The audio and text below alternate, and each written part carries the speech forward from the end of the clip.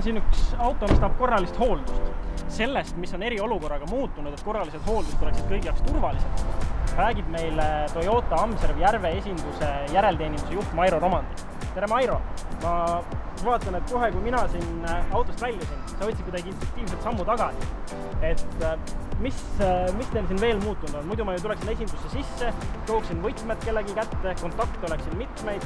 Et kuidas see nüüd turvalisemaks tehtud on siis kõigi jaoks? Täna tulenevalt eriolukorras siis oleme kasutusele võtnud kõik võimalikud ohutusmeetmed, kus me siis desinfitseerime, kasutame kaitsekindaid, autode roolikatteid, istmekilesid ja uue teenusena on meil olemas ka Amserv 24/7 iseteenindus, mis tähendab siis seda, et klientidel on võimalus jätta oma autovõtmed meile 100% kontaktivaba.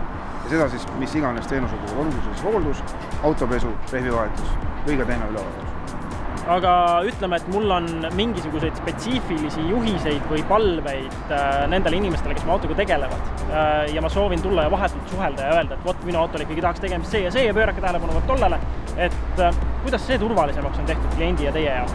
See võimalus on jätkuvalt klientidel olemas, selle jaoks oleme vahetult välisukse juurde pannud kõigepealt käte desinfitseerimisvahendid klientide jaoks, samamoodi desinfitseerime iga natukese aja tagant järjekorra automaati, mida klientidel on paratamatult vajalik puudutada.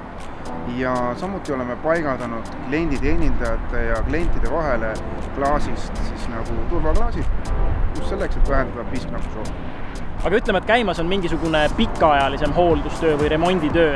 Kas kliendil on võimalus siin saada ka vahekokkuvõtte oma töödest? Kas selles osas on midagi muutunud?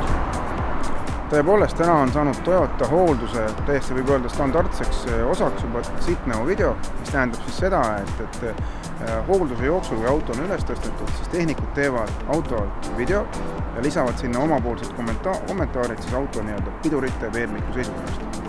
Ja selle siis me edastame läbi hooldusnõuniku teile siis kas e-maili või telefoni peale, kus siis klient saab väga hea ülevaate, olenemata üldse, kas ta on koha peal, on ta kodus arvuti taga, et niisugune ülevaate video. Aga võtame nüüd vastupidise olukorra, et ma tean, et mul on mingisugune poole tunni hooldus. Ma ei taha esindusest selleks ajaks üldse ära minna, vaid siin oodata. Kuidas siis on, kas teie ooteala kasutamine on klientidele lukus või mis sellega tehtud on? Oleme ka kliendi ootealad viinud siis samamoodi vastavasse eriolukorraga, mis tähendab seda, et kliendi toolid me oleme viinud teineteisest 2 meetri kaugusele, paigaldanud sinna ka desinfitseerimisvahendid, korjanud ära ajakirjad, kõik sellised asjad, mis siis võivad viirust edasi kanda.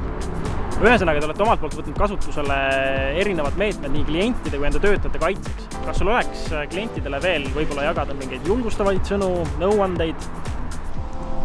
Jah, omalt poolt kindlasti julgustan kliente toiminguid ja korralisi hooldusi remonte mitte edasi lükkama, vaid kindlasti meile aeg broneerida ja hoolikalt läbi mõelda ning broneerida kõik toimingud ühele visiidile või külassule, et teha ühe korraga nii hooldus, rehvivahetus või ka tehasepoolne tagasikutsumine.